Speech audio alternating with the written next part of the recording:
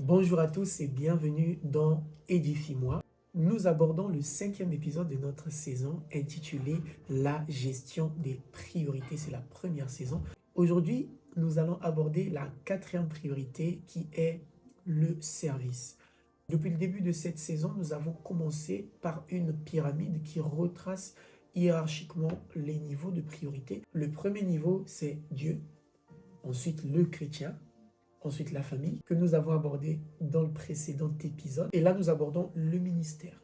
Le ministère ou le service, c'est quoi? C'est simplement le culte, c'est simplement les actions que nous posons pour Dieu devant les hommes, ou même vis-à-vis des hommes, hein, parce que servir Dieu, ce n'est pas seulement prier ou servir directement le Seigneur, mais c'est aussi servir les autres. D'ailleurs, la parole de Dieu va nous dire que le plus grand dans le royaume, c'est celui qui sert les autres. Donc le service, ce n'est pas seulement servir Dieu, mais c'est aussi servir les autres.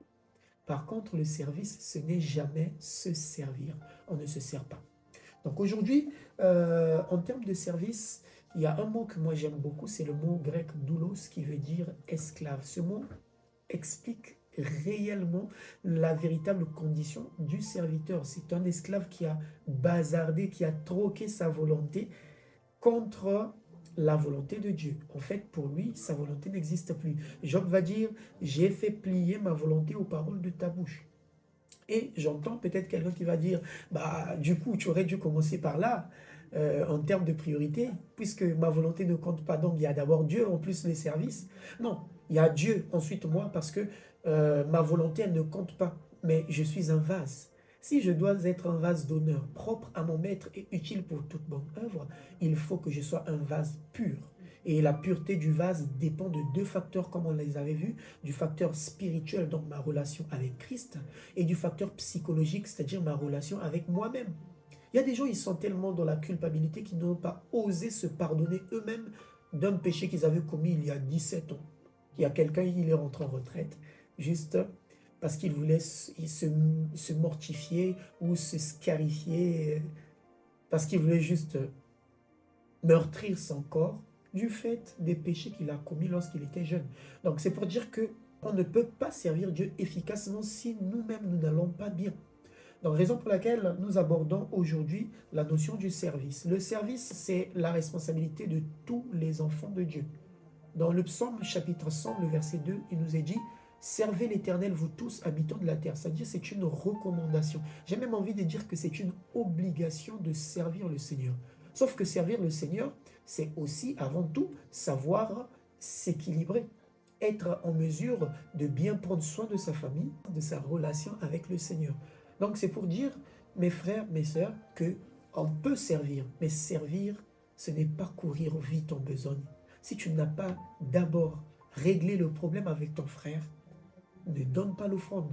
Le Seigneur dit, si tu veux donner une offrande et que tu te rends compte que ton frère a un problème contre toi, tu fais quoi?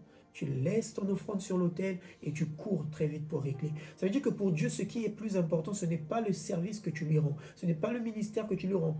1 Samuel chapitre 15, le verset 22 nous dit, l'Éternel trouve-t-il plaisir dans les holocaustes et les sacrifices autant qu'à l'obéissance à la voix de l'Éternel. Voici, l'obéissance vaut mieux que les sacrifices. Donc, obéir à la parole de Dieu a plus de valeur que le ministère que tu peux rendre.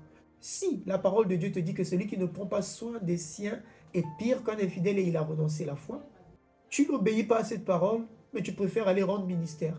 Tu penses vraiment, mais vraiment, que tu vas rendre un ministère efficace? Non.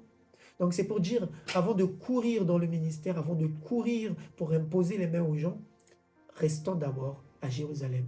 Le ministère commence à Jérusalem.